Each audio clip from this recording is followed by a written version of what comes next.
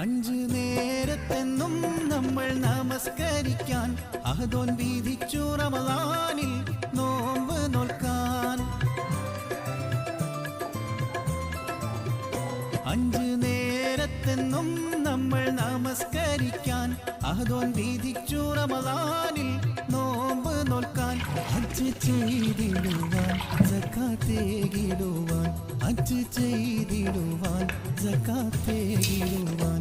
ഉടയോൻ പടച്ചവരെ ഉലകിൽ ജനിച്ചവരെ ഉദവി നൽകുന്നിലാഹിനെ മറന്നവരെ. ഉടയോൻ പടച്ചവരെ